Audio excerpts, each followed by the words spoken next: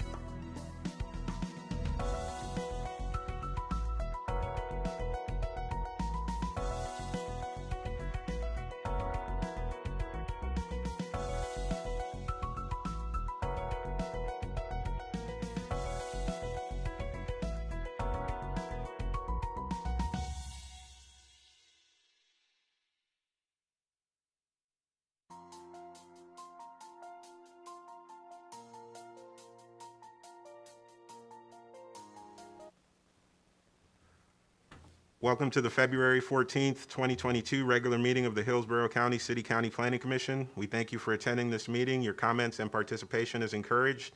To minimize feedback in the audio, all participants in the meeting will be muted until it is their opportunity to speak.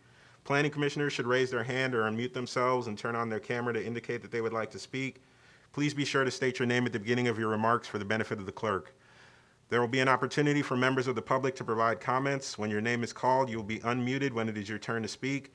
Please wait until the chair calls on you to begin speaking. State your name at the beginning of your comments and adhere to the time limits.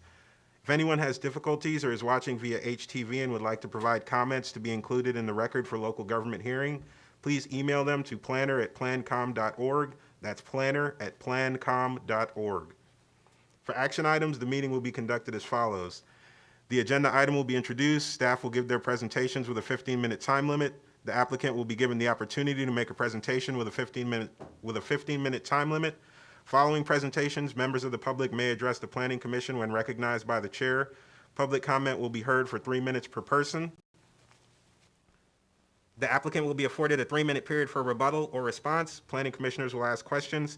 Public comment will be closed. Then upon a motion, a second, and discussion, a vote will be taken. With that introduction, I will lead us in the prayer and the Pledge of Allegiance. Would all please rise?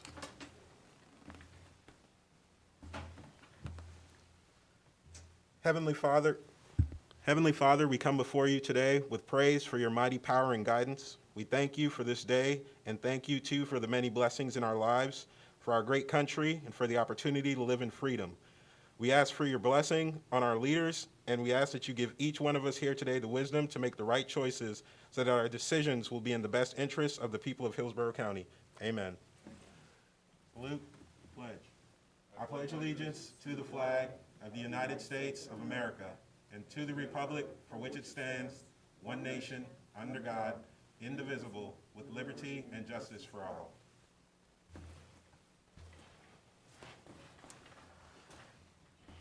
All right. With that, I'll ask the clerk to go ahead and do roll call. Good afternoon, Bernstein. Here. Buzza. Here. Cardenas. Cardenas. Handy. Here. Kress. Here. Loke. Lauk is here. Lauk. Maurino.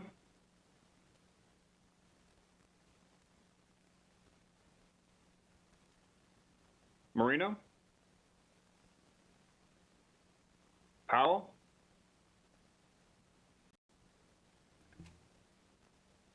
Powell. Dickerson. Renee came in and is sitting in for Amber Dickerson. Rodriguez.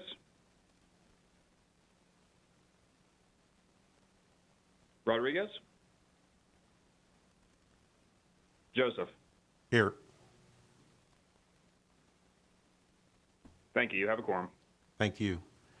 All right. Next up, we have the approval of the minutes for the following meetings: the regular meeting, January 10th, 2022, and public hearing on Hillsborough County Plan Amendments, January 10th, 2022. Is there a motion to approve?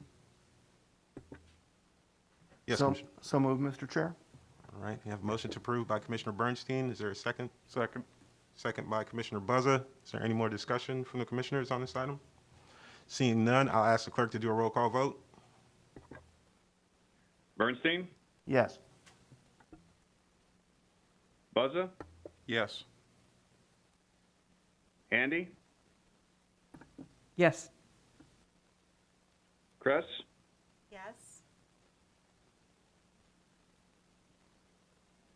Kress. Yes. Lowick. Yes. Joseph. Yes. Motion carried 6-0. Thank you. All right. Next up on the agenda is the presentation of plaques, but it has been postponed to March. I think Commissioner Dix and Maurino had conflicts, so we will see them hopefully in March. The next item up on the agenda is public input. And we do not have any action items on the agenda tonight. It's just briefings and presentations, but we did have some citizens sign up to give some comments on the briefings, the information in the briefings. So I'm gonna allow them to speak at the public input section if they're on the line. We can check we'll start out with, actually, let me remind everybody that it's 3 minutes per person for your comments. So please keep it succinct. And we will start out with Richard Averett.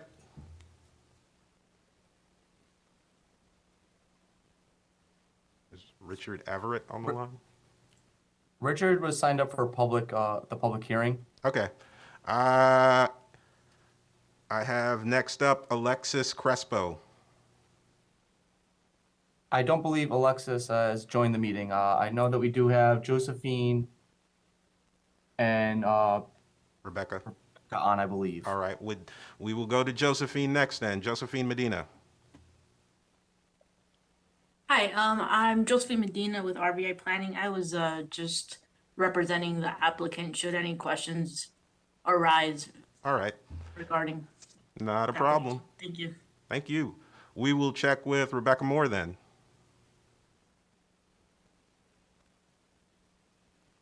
Rebecca, are you there? Rebecca has signed off. Okay. All right, that's all we had sign up for public comment here, so we will move on to our next items. Next up, item number 4, update on the TPO Citizens Advisory Committee, and the presenter is Rick Richmond.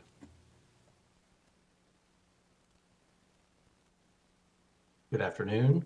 It has been some time, but I come before you to give you just a brief update on the Citizen Advisory, the Transportation Planning Organization Citizen Advisory, recent topics. One, HART has recently, or not recently, but in the past several months, completed an autonomous vehicle pilot project. And just a reminder that PSTA also did a similar autonomous vehicle pilot project. Also, I am the representative for TBARTA for TPO CAC, and just wanted to inform you all that the Regional Rapid Transit study and plot project, did select a locally preferred alternative on August 6th of 2021.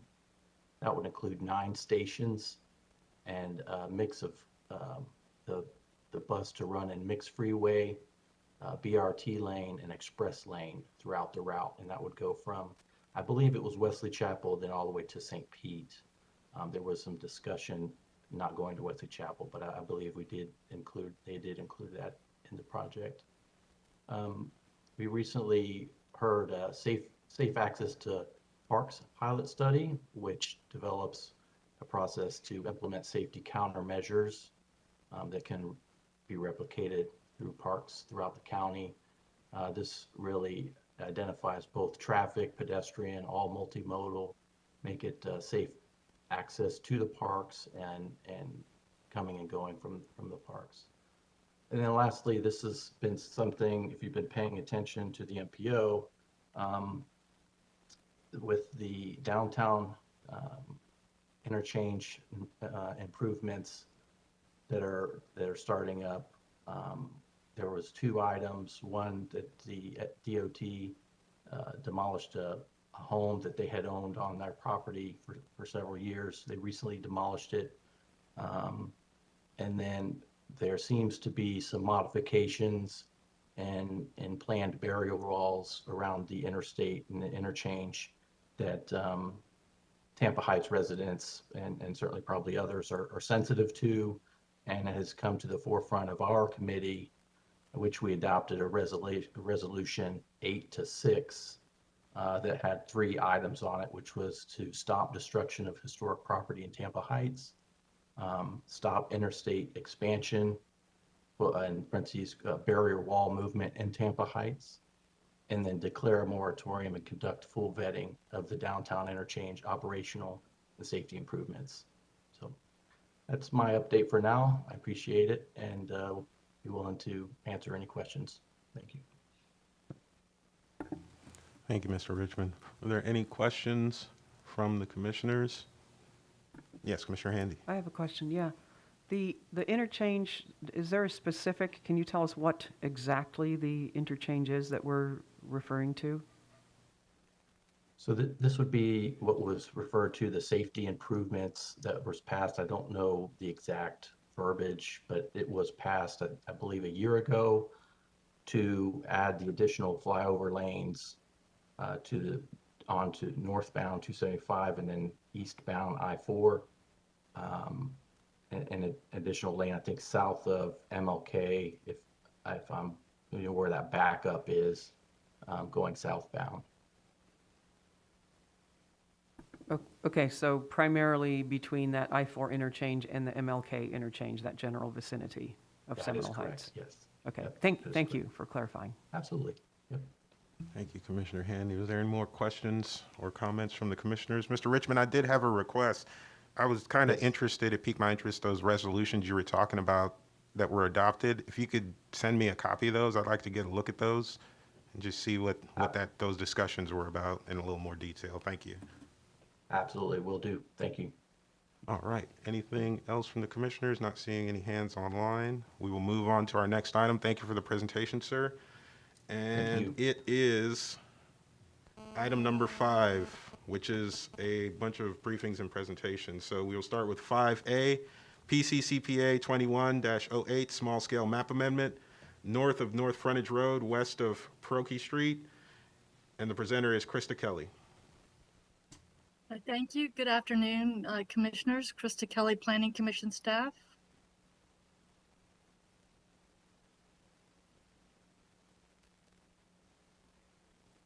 As you said, I'm presenting future land use map CPA 2108. This is a Plant City future land use map amendment proposal. The site is located in the northern portion of Plant City.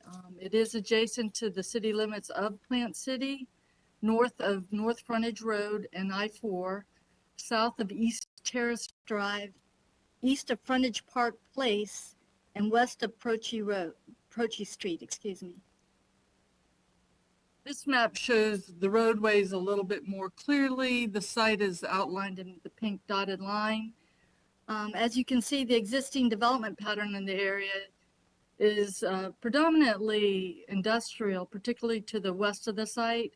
But as you see to the north, there's a warehouse. To the west, this is an industrial park with a variety of distribution centers, warehouses, and offices.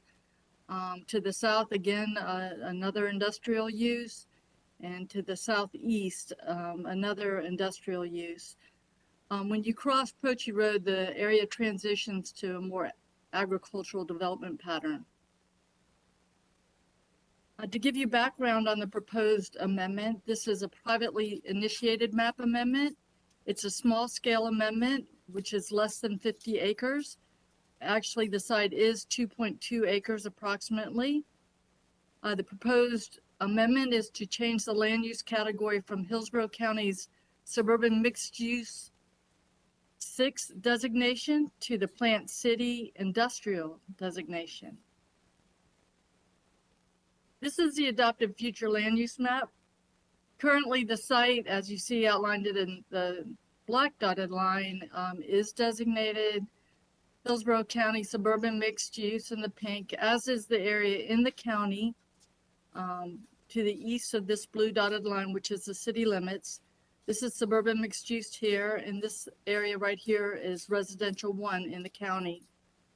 It is in contrast to the development within Plant City, which is this dark gray, which represents the industrial land use category, which is predominantly reflected in this industrial park to the west and to the south of the site. I would note that I would like to go back to the previous slide. I wanted to point out one aspect. Oh, I'm sorry, right here. This site is adjacent to the industrial park, and the applicant has indicated that they will seek access through the industrial park onto Frontage Park Place right here. I wanted to point that out because it looks landlocked on this map, and there is intention for access. The properties are owned by the same property owner. This is the proposed future land use map, changing the land use category to industrial, which is the dark gray color, which is identical to the land uses within Plant City. The impact of this change to industrial would be essentially to eliminate residential development potential on site.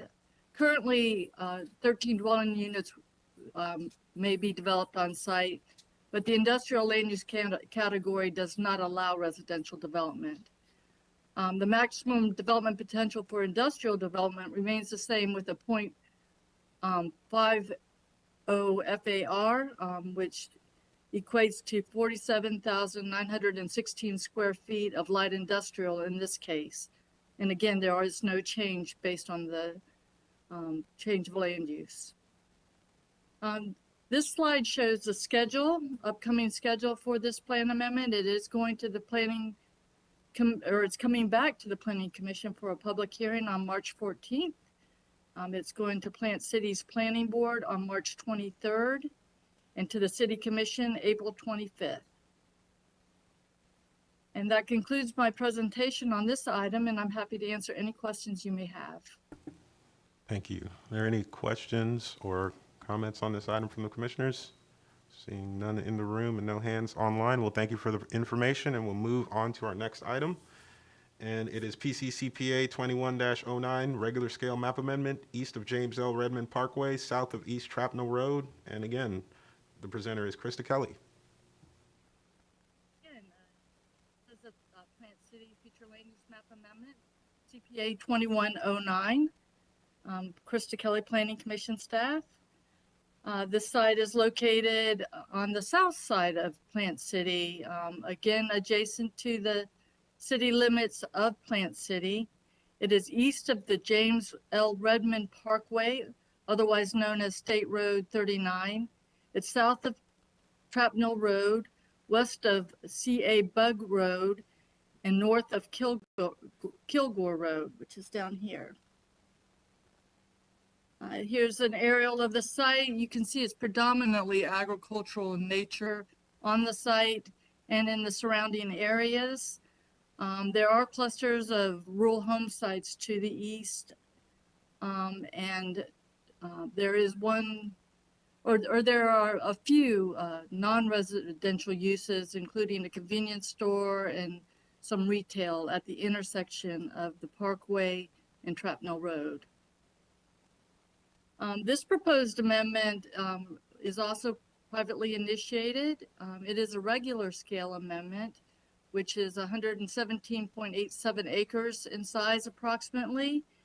The proposed land use changes from Hillsborough County's Residential 1 land use category to Plant City's Residential 4 land use category. This is the adopted future land use map. As you can see, the site and surrounding area in the unincorporated county is Residential 1. To the west of the site, this dark purple is within Plant City, and it's a designation titled Mixed Use Gateway. This site that has no color is a transitional area intended to go to Mixed Use Gateway. That process has not occurred yet. The green area is a natural preservation area. This is the proposed land use map showing the site change to Residential 4.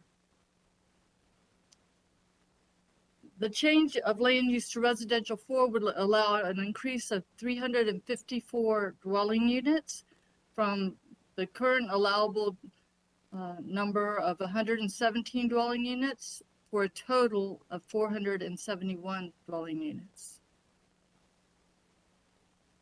The schedule for this amendment or this item is the same as the previous plan amendment. It's coming to you at a Planning Commission public hearing March 14th, to the city's planning board on March 23rd, to the city commissions for a transmittal hearing on April 25th, and the adoption hearing is to be determined. And thank you for your time. I'm happy to answer any questions you have on this item. Thank you. Are there any questions from the commissioners? Comments on this item? Yes, Commissioner Handy. Could you please again explain what you started to say at the very beginning about the annexation? And there was an intent perhaps to. For this item or the previous item? I think you had you not said for this item that there was a plan to annex this area also into the city, but it was not currently? Did I misunderstand that? Yes, in both cases, CPA 2108 and 2109, these sites are adjacent to the city limits of Plant City, and both amendments are in the process of a voluntary annexation, which is running concurrently with the review of the plan amendment. It has not occurred yet, Okay, but to my knowledge. that annexation would include these last two particular parcels, but does the annexation extend beyond those parcels? Do we know what those proposed limits are?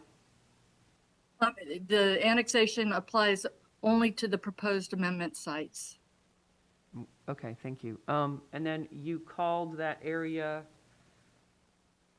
there's kind of a green A color on transition. the proposed, I'm sorry, the Oh. adopted future land use what did you call that, conservation area? Natural preservation area. Is Let's it go back. county-owned? I can get that information for you. Offhand, I don't recall. Typically, it's either a park or it's environmentally sensitive. But I can bring that information back to you. I know that property, so it's all wetlands there. Yeah, I was going to say it looks like wetlands from the aerial. So I just wondered if that was Yeah. some sort of designated publicly owned or ELAP or what the story was with that. The city of Plant City tends to carve out of their land use map amendments those larger environmentally sensitive areas and put them in the natural preservation category to indicate that they're wetlands and cannot be developed. Okay, all right, thank you. Sure. Yes, thanks. Thank you.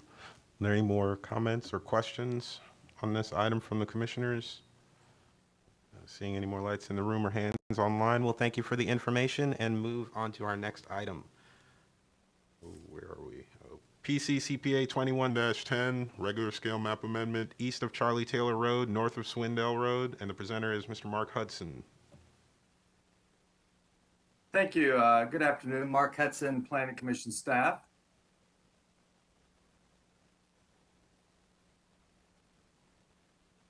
Can you see my PowerPoint? Yes. Great. This is the last of 3 plan amendments that Chris and I will be presenting to you next month. It is PCCPA 21-10.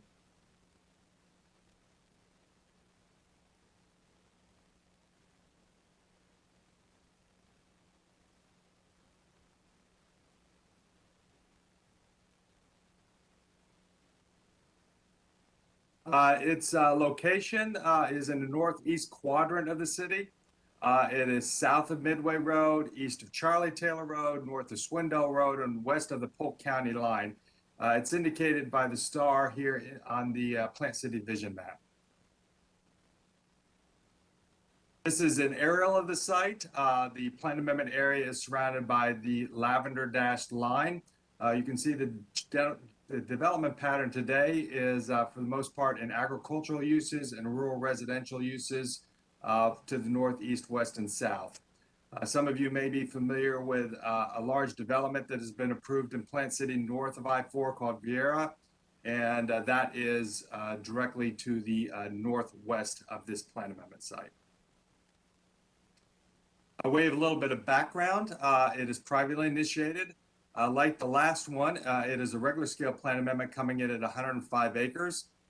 It is a pending voluntary annexation, so the City Commission has not taken action currently on this, but an application has been filed requesting annexation, as they also submitted the corresponding land use amendment change. The land use today is Hillsborough County Residential 1, and the request is for Plant City Residential 4. This shows you the land use map as it is adopted today. The affected area is surrounded this time by the dashed black line. You can see the surrounding area for the most part is in that Hillsborough County Residential 1 plan category, or the light green color. Directly to the west, you can see a transitional area, and Krista explained this in the previous presentation. This is an area that has completed the annexation process in the Plant City, but has yet to go through a map amendment. So the existing land use that is on that property today is Hillsborough County Residential 1, but it is expected in the foreseeable future for the applicant to apply for a plan amendment similar to this one to bring it in conformance with Plant City's comprehensive plan. And as I already noted, to the northwest, you can see the yellow color of Plant City Residential 4, and that represents the very southern end of the new Vieira development. In this, if the plan amendment was successful and garnered the approval of the City Commission, you can see that this would change to the yellow color of the Plant City Residential 4, which again allows 4 dwelling units per acre. It does not allow the consideration of any non-residential uses. By way of just to get an idea of the maximum development potential under each, the existing one would allow 105 dwelling units. The potential would be 420 units with the residential 4 plan category. Simple math of multiplying by 4 gives you that total of number of new potential homes. The schedule is the same as the previous 2. We're going to be bringing this back to you for your consideration in the evening at 5:30 on March 14th. The planning board will hold the same presentation to formulate their recommendation on March 23rd. That's 8:30 a.m. at City Hall and the City Commission chambers. We have a transmittal hearing scheduled for April 25th. The adoption hearing is yet to be determined, and the reason for that is the City Commission requires the plan amendment and the corresponding rezoning to be heard the same evening, and the city staff has not been able yet to provide us a date of when that zoning will be ready to be heard. So once we receive the comments back from DEO, we will confer with the city staff to determine when that zoning will be ready, and we'll be sure both are presented to the City Commission for their consideration. And with that, commissioners, I stand for any questions and look forward to being back in front of you on March 14th. All right, thank you, Mr. Hudson. Are there any questions on this item or comments? Yes, Commissioner Kress. If I may ask a question in general, I feel like we've heard a lot of Plant City annexation, over the last several months maybe, and Mark or Krista, you might not know the answer, but my understanding is the city of Plant City has opted out of participating in our county's bus system part, and I just wondered if that conversation was happening again. It seems like they're wanting to attract development and industry, et cetera, so just curious if anyone knows. We did a transit feasibility study for the city of Plant City, and they were interested in bringing that issue back to the forefront, but I must admit that I do not know where that stands, and I can see if I can get the status of their thoughts on that for our March 14th meeting. Please remind me of that, but I'll reach out to the city manager and the planning manager and see if any more discussion's been on that since that study was completed by our TPO. Thank you. Thank you, Commissioner Kress. Are there any more comments or questions from the commissioners? Any discussion? I don't see any hands online, so we'll thank you for the information, Mr. Hudson. We will move on to our next item. 5D, Plan Hillsborough Strategic Plan Implementation Annual Report, and the presenter is Melissa Dickens. Good afternoon, Commissioners. Melissa Dickens, Planning Commission staff. One moment while I share my screen, please.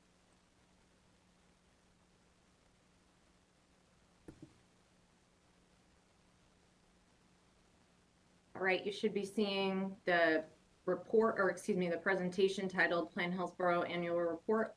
Yes. Great. Again, Melissa Dickens, Planning Commission staff. This item is the annual report on our implementation and progress for the Plan Hillsborough Strategic Plan. The strategic plan outlines the near-term objectives and direction for our agency and the work that our agency staff conducts with respect to initiatives and priorities. And each year we come before you with a more detailed annual report. You all should have received a hard copy of this within the past couple of weeks. And so I'm going to be walking through some highlights today. I also, before I begin, wanted to thank the entire team that was involved in putting this report together.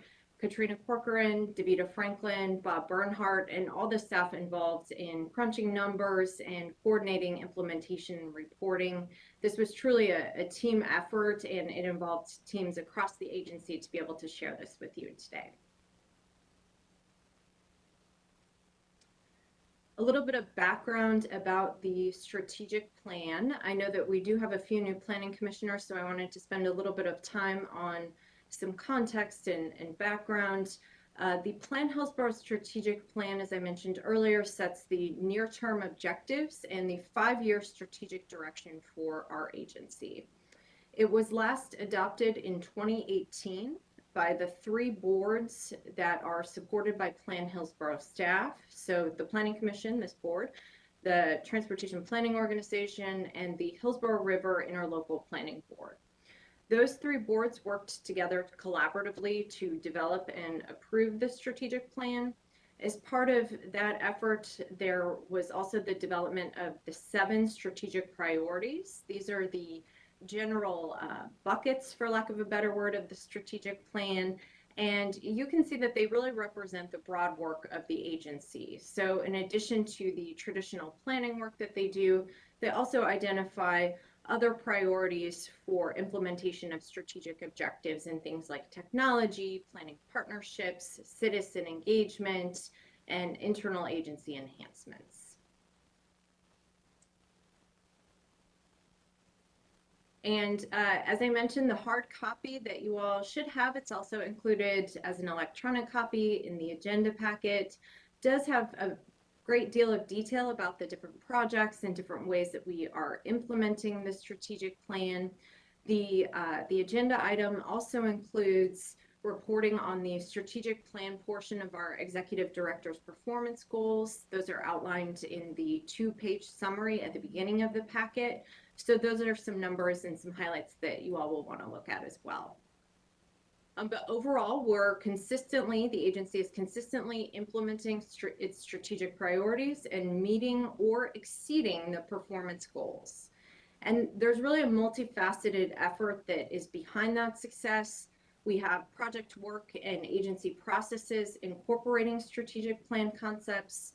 There are regular cross-team internal meetings to make sure that we're monitoring different aspects of the strategic plan and different strategic priorities. And then we also have regular opportunities for staff to share new and innovative ideas for how we might accomplish these priorities. So we've had a number of new staff join us this year, or excuse me, over the past couple of years. We provide lots of opportunities to hear different perspectives, hear from people who may have worked on similar projects at other places. And so there's really a great deal of staff thinking into these priorities and how they might be able to be accomplished. And in 2022, we're going to be focused on a couple of things. First, we'll be evaluating the performance goals that are the reporting on the strategic plan portion of the executive director's performance goals. And we'll also be doing the preparation work for the new strategic plan. So we're entering near the 5-year time horizon of this strategic plan. So we're going to be looking holistically at how we're doing and preparing for the next update. The first strategic priority is citizen engagement, and this is all about developing new and innovative ways to connect with the larger community. The first thing that I'll share is that we've served nearly 2,000 clients this past year through primarily phone calls and emails, of course, with the pandemic.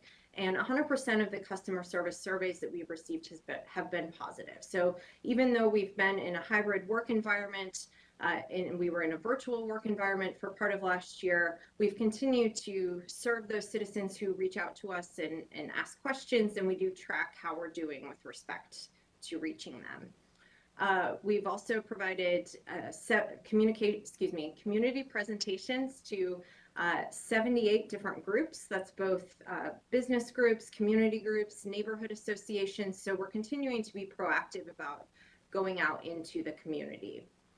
Also, this past year, the agency-wide non-discrimination plan was developed. This was a result of some really robust community engagement. We had nearly 500 people participate in this engagement process, and this helped us shape a really good planning approach moving forward, looking at ways to enhance inclusivity and equity for our planning processes agency-wide.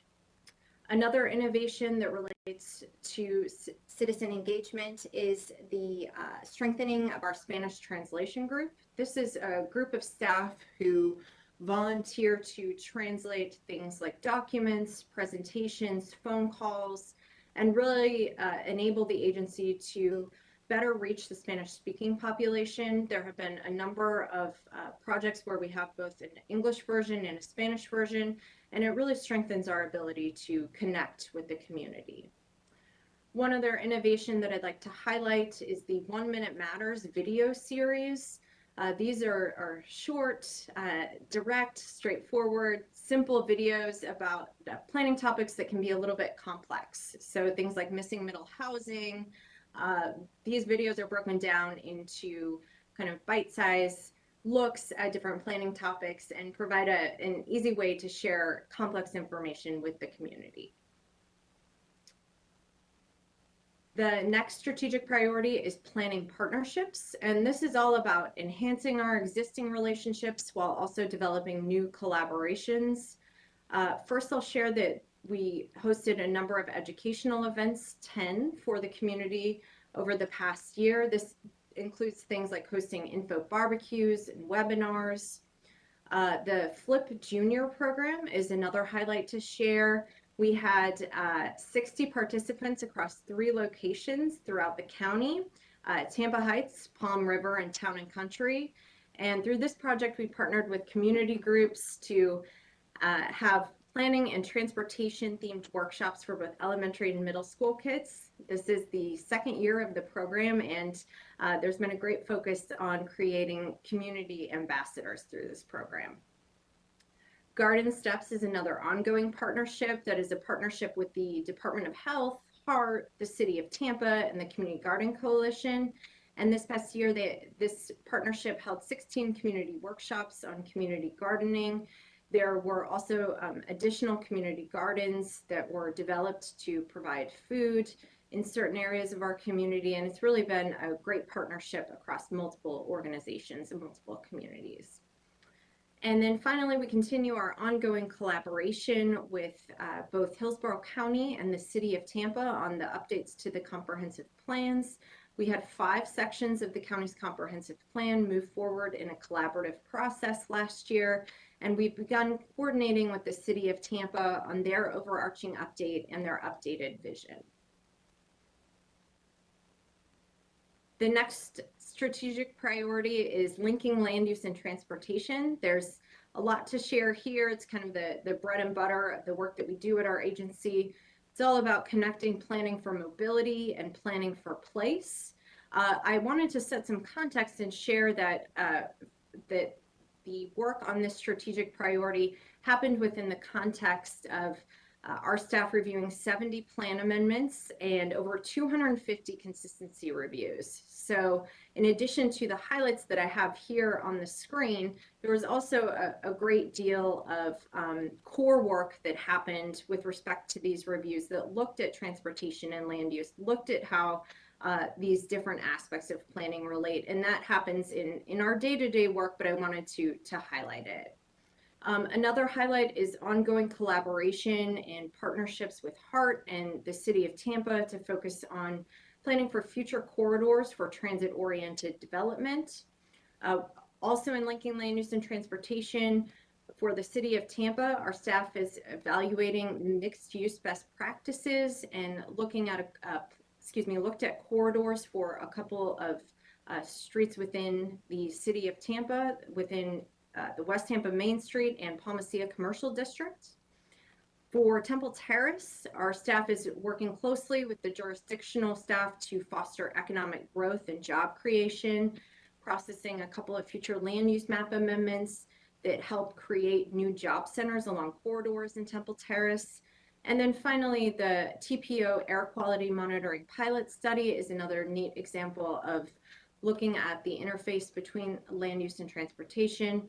This project measures air quality in neighborhoods along I-275, and it's really the first step at looking at the different equity outcomes of transportation decision-making and transportation projects.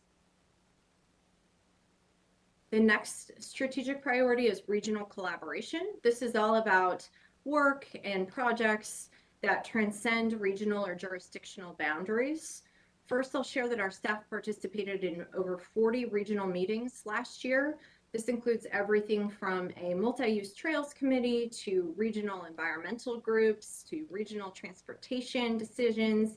There were a number of different regional meetings and regional platforms for our staff that our staff participated in. Secondly, our staff participated and coordinated on the Gulf Coast Safe Streets Summit. This was a hybrid format this year and helped bring together policymakers and planners and business leaders to discuss topics such as safety and accessibility. Third, the Mobility Hub is a really neat kind of dashboard of mobility indicators, and it provides interactive maps, transportation data, and analytics for the entire region.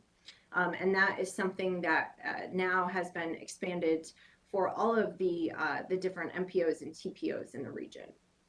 And then finally, we continue our ongoing work related to regional resiliency. There are a number of different ways that staff are involved. A couple of highlights are participation in development of the Regional Resiliency Action Plan and also staff seat on the Management and Planning Committee of the Regional Resiliency Coalition. The next strategic priority is enabling transportation choices. This is all about making sure that there are options for mobility in Hillsborough County. The first item you all are probably familiar with. This is the broad look at our update to the Hillsborough County mobility section. It was really a holistic overview and contained a number of different topics that relate to transportation choices. So that is moving forward for adoption before the BOCC. Staff also participated in a park speed zone pilot study. As part of that study, the staff looked at ways to calm speeds and improve safety on major roads near parks. Another way that the enabling transportation choices is implemented is through making sure that the transportation projects are user-friendly and easier to understand. So that was done through a major tip redesign, making sure that that document is more understandable for citizens and citizens are better able to engage. And then finally, the last item that I'll highlight was the update to the Transportation Disadvantaged Service Plan that had renewed public engagement efforts and looked at local and regional needs for transportation disadvantaged options. The next strategic priority is technology and innovation. There are a few items that we wanted to share as highlights. First, this past year, we've moved from all remote work and meetings to now hybrid work and meetings.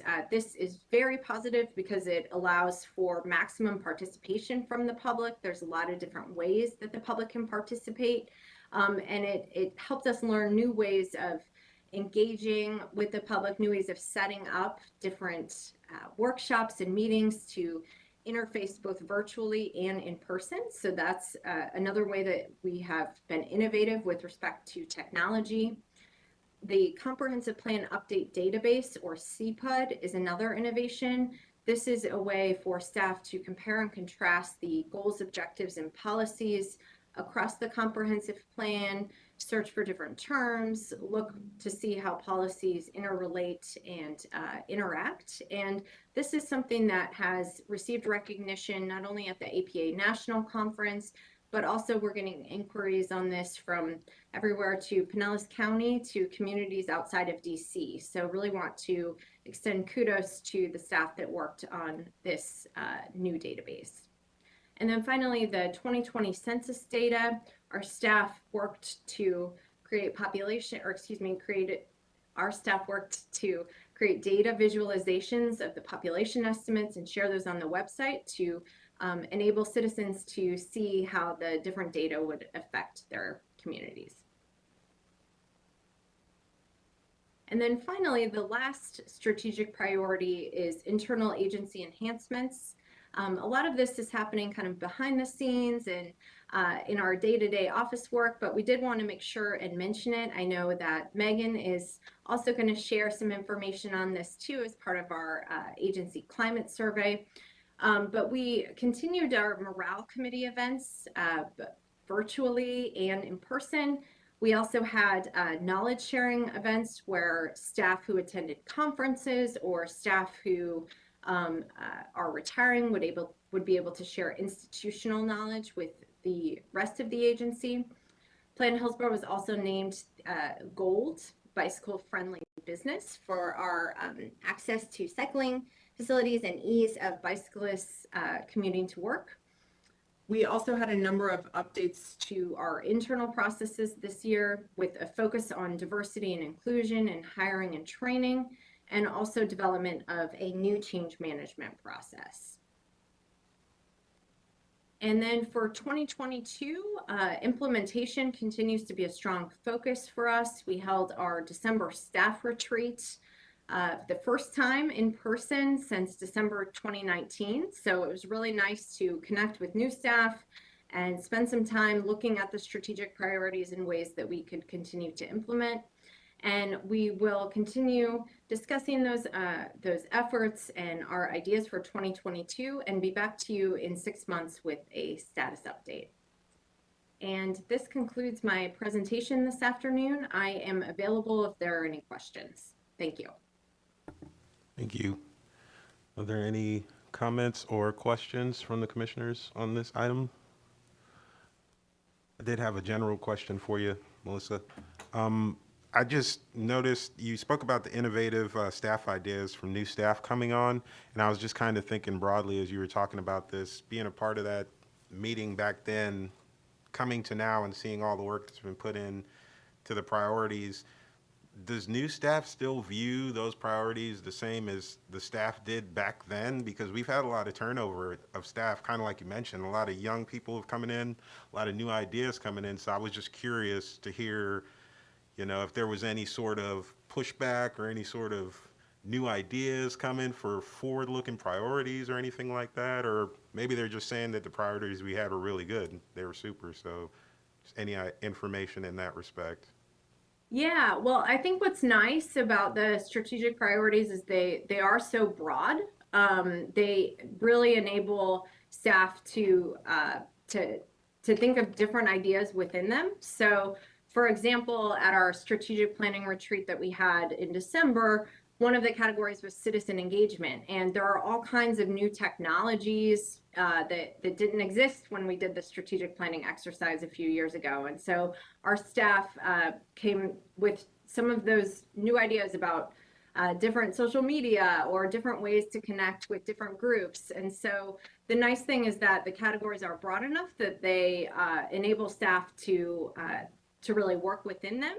But then, of course, you all as the board, as one of the boards involved in this, will have an opportunity to look at the strategic priorities again and see whether there may need to be any tweaks or any changes as we move into 2023. Okay, thank you. I think it's our Commissioner Kress. I just wanted to, I read it over the weekend, and I just wanted to give a shout out. I thought it was, well written and lots of good visuals in it. And So, good summary. Thank you. All right. Any more comments or questions from the commissioners? Let me just give a quick view on the WebEx. I am not seeing any hands or anyone on the WebEx, so we'll thank you for the information. Oh, Commissioner Handy. Sorry, Commissioner Handy, please. I thank you.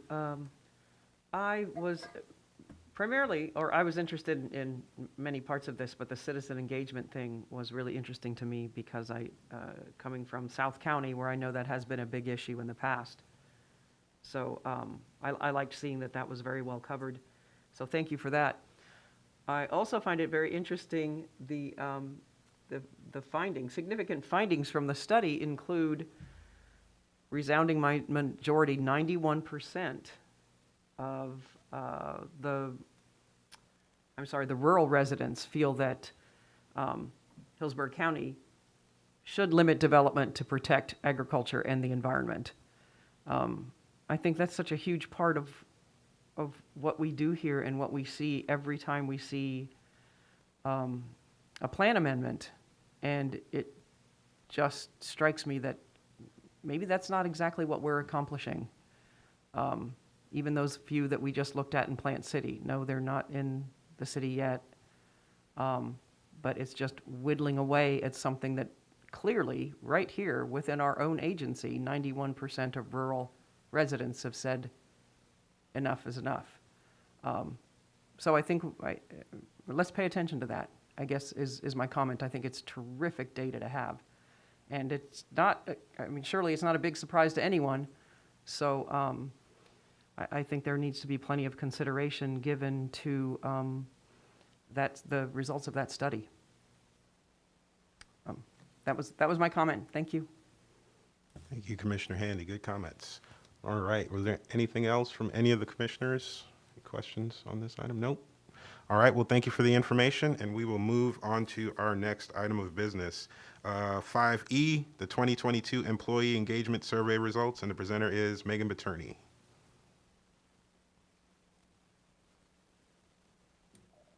Hello, how are you today?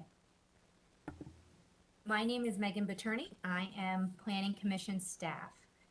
I will share my screen. One moment, please.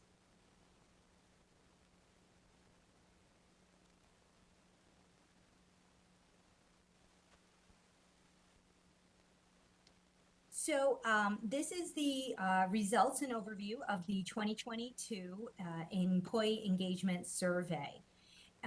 As some background, every 2 years since 2018, there has been a survey conducted by an outside consulting agency, HR Soul, and we look at the extent to which our employees feel passionate about their jobs here, committed to their jobs, put discretionary effort into their jobs, so that means going above and beyond their duties, as well as feeling motivated beyond a paycheck.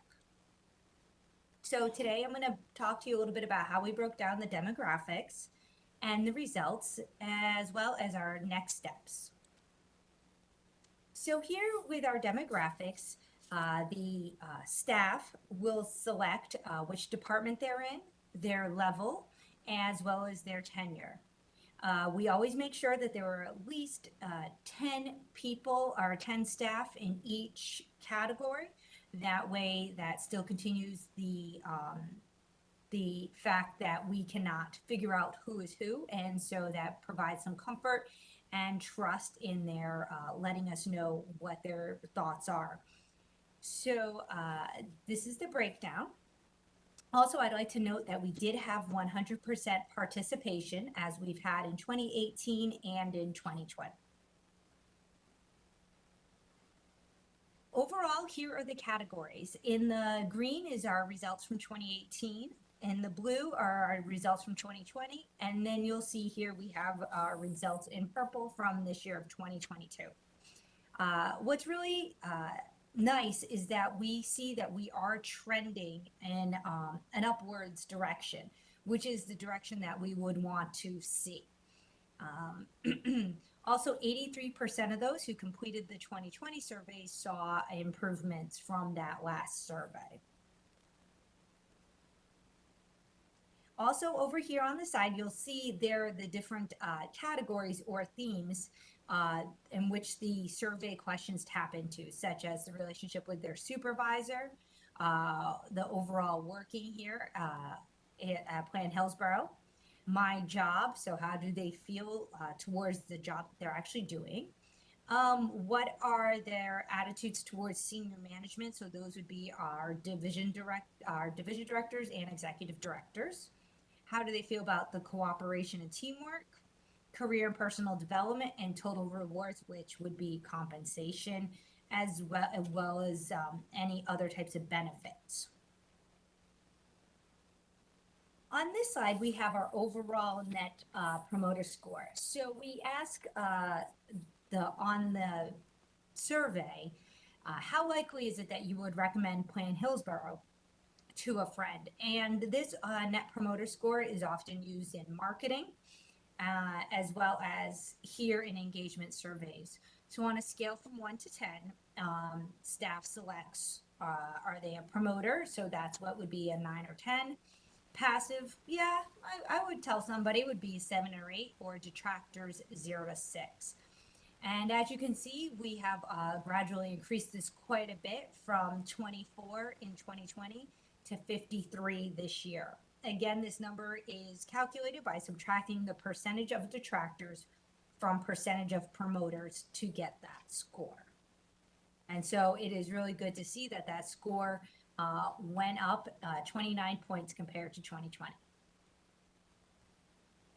Also, we can see here that cooperation and teamwork drives that engagement score, which means the rate cooperation and teamwork higher are the ones out there as our strongest promoters of the workplace.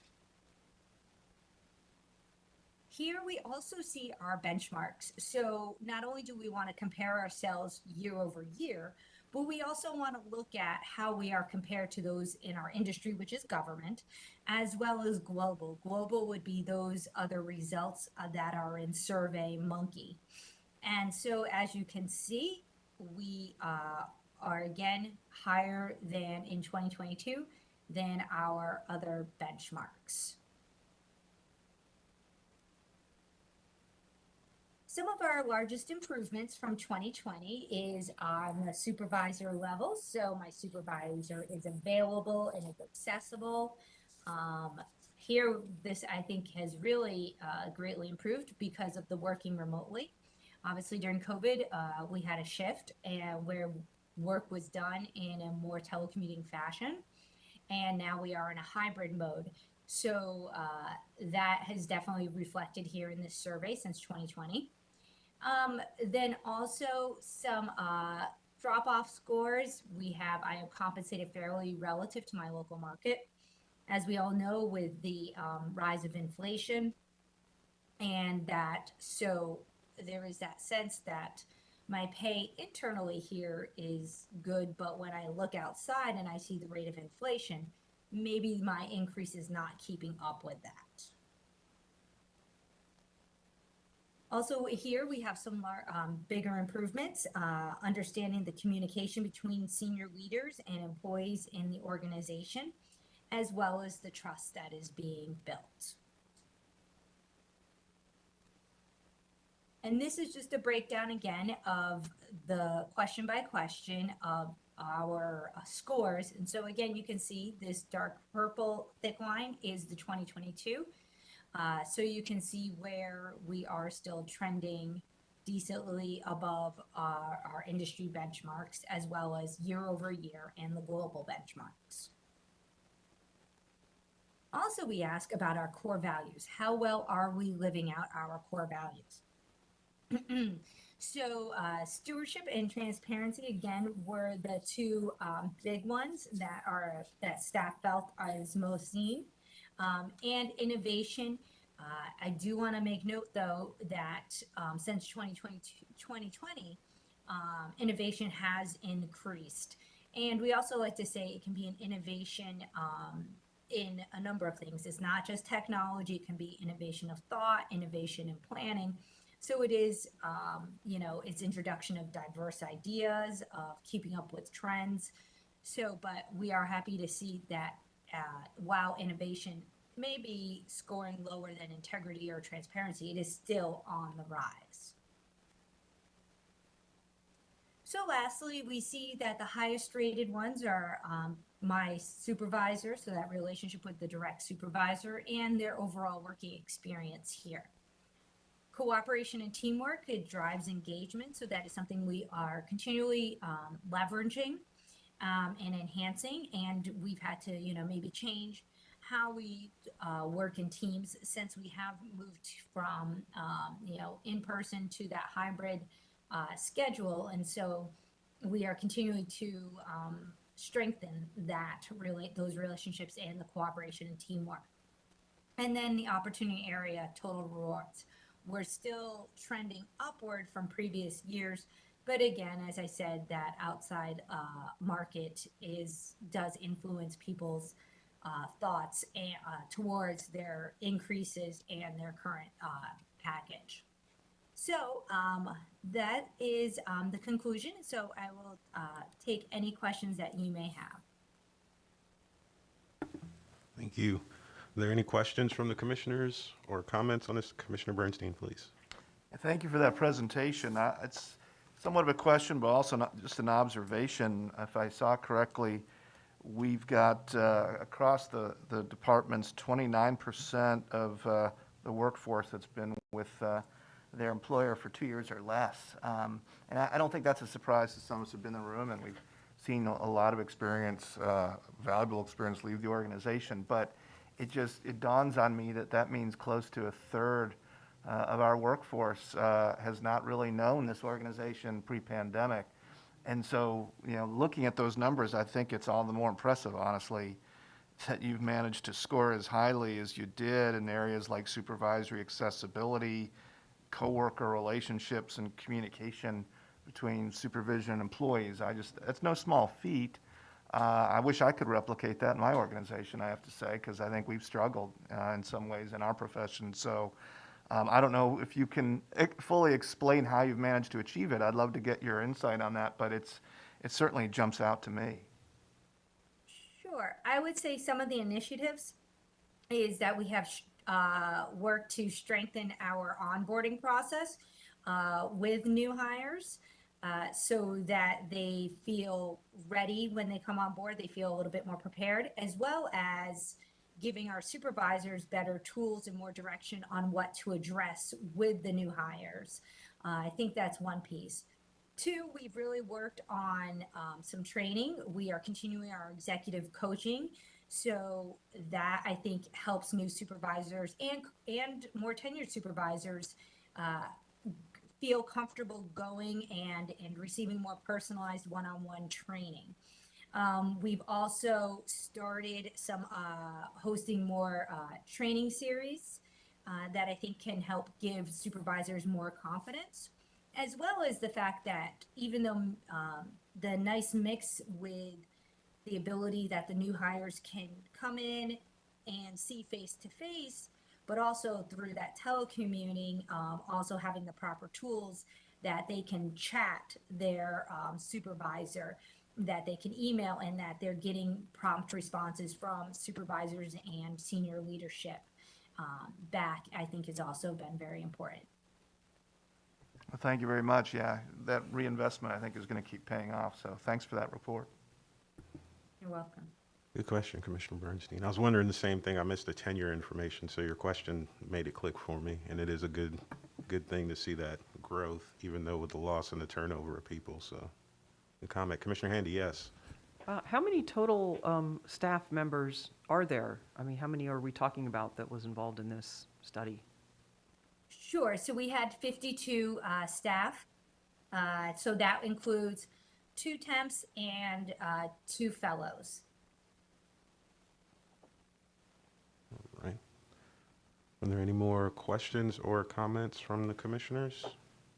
Not seeing any. We will thank you for the information, and we will move on to Chair our Joseph, next. excuse me a moment. Oh, yes.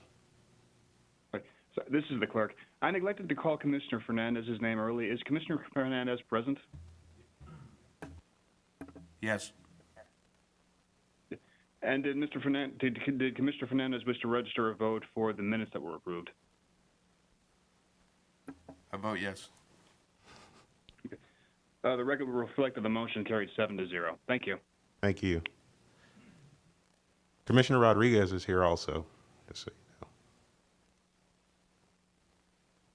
know. All right, okay, back to business. Next item of business is 6, our Executive Director's Report. Thank you, Commissioners. Melissa Zornita, Executive Director.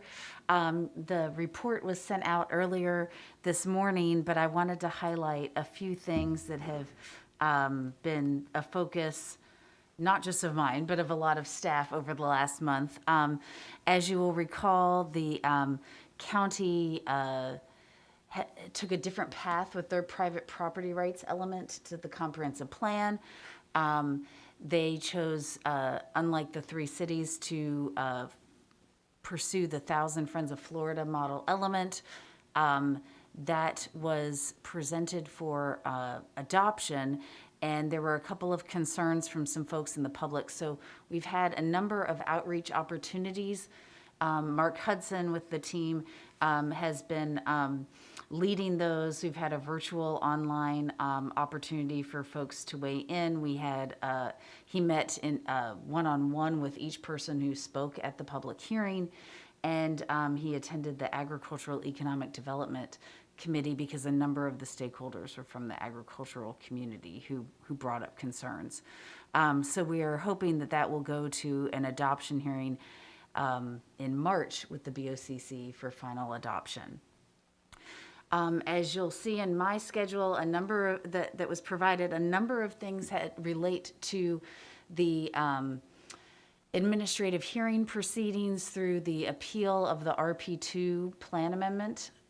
So that was one of the 2 major South County land use studies that we completed last year.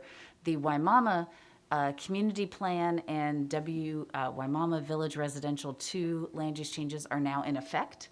But the RP2 ones, the residential plan 2 category, continues to be under challenge. We will be, those administrative hearings are to be held Wednesday through Friday of this week. Mr. Jay Collins and myself have spent quite a bit of time over the last month in depositions, preparing for the hearings, providing public records. So just wanted to note we're hoping that comes to a conclusion. The City of Tampa update of their comprehensive plan has been moving along really nicely. We have a website that will be going live later this week, livegrowthrive2045.com. Very catchy. We've had a great partnership with the City of Tampa in creating a video about the vision of the city and an opportunity on that website for folks to weigh in. This builds on the presentation that you heard from Melissa Dickens, Jennifer Malone, and Stephen Benson, I think a couple of months ago. I think that was in December. There will be a workshop with Tampa City Council on February 24th, which will really kick off our pushing out this survey. And if you have any groups in the city that would be interested in hearing us talk to you about the update of the comprehensive plan and the opportunities for people to weigh in, we would love that opportunity. Bless you. I have been working with our legislative liaison, Diane Sauls, on a couple of legislative issues she's been following. One in particular, there is a bill that would allow mixed-use development in any land use category if affordable housing is included in that development. Not in theory opposed if there's a way to encourage affordable housing, but we have suggested that there be a threshold for a minimum percentage of affordable housing in those developments to ensure that it's meaningful, that it's not just they get the mixed use development and throw in, 1 or 2 affordable units. Let's make that a meaningful part of the project. So that's something she's been helping talk to some folks in the legislature about, and folks with like the League of Cities League of Cities and Association of Counties. We have a number of upcoming meetings for you all. We have a Budget Committee meeting on February 25th. This is optional for you all, whoever wants to join in on that morning to hear about the upcoming budget. It's the second year of the budget cycle, so there's nothing formally that the Planning Commission has to approve. We do bring documents to that committee about how we performed over the last year and any minor changes we might need to be asking the county for. So that's on February 25th. You should have received a scheduler from Sharon. Accept it if you want to attend. If you don't, no big deal. We have the Planning Commissioner retreat on March 4th in the afternoon. And that will provide lunch. We're going to have some discussion of things like sunshine law and public records, and then we'll have some time to talk about what ideas and directions you all would like us to be going in the coming year. And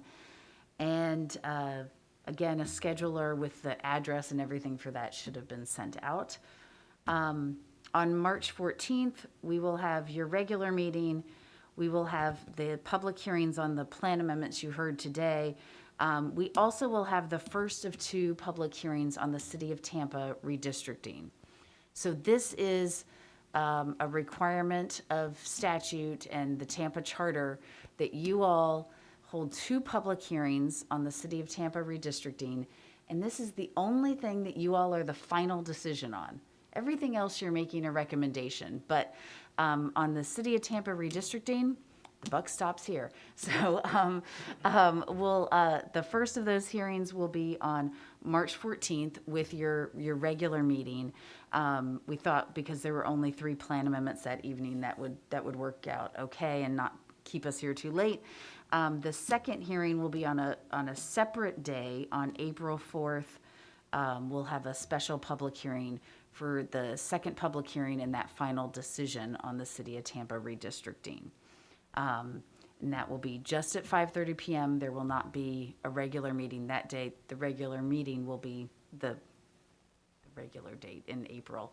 And there will be a public hearing associated with that for a number of county amendments that will be more lengthy. So we didn't want to pair it with that. That's what I have for today. Happy to answer any questions. Are there any questions or discussions from the commissioners? All right. Well, thank you for the information. Sure. Move on to our next item. All right. Item number 7, other business, chair's business. I have none. Old business. I don't think we have any right now. Anyone have any new business? Nope. All right, committee reports. Yes, Commissioner Rodriguez. Thank you. The City of Tampa had their Affordable Housing Advisory Committee meeting on January 19th. We received various updates on City of Tampa activities, including their DARE first-time homebuyer program, the owner-occupied rehab program, which is looks like they've got about $3.3 million this year to put towards that. Also, RFPs are out and are due on February 17th for the 47th Street and Shipman property. This came before the Planning Commission last year, and so that's moving forward. And there's an affordable housing aspect to that. As well, the local housing assistance plans are due on, I believe, May 2nd. And so we will be seeing the draft of that here at our next meeting of the committee. Also, under new business, there is a Healthy Homes grant of nearly $2 million that the city is going to receive that will be combined with the owner-occupied rehab program to also mitigate lead-based paint, radon, and mold remediation. And you're looking at affecting about 90 homes over the next 3 years with that program, so that's awesome. And our next meeting will be on February 16th. Thank you. Very good. Thank you for the information. there any more committee reports? No, Commissioner Powell isn't here. All right. That looks like it. Next item up is the adjournment. So thank you for spending your time with us. We will see everyone back at 5:30. All right, for the public hearings on the City of Tampa. Meeting is adjourned.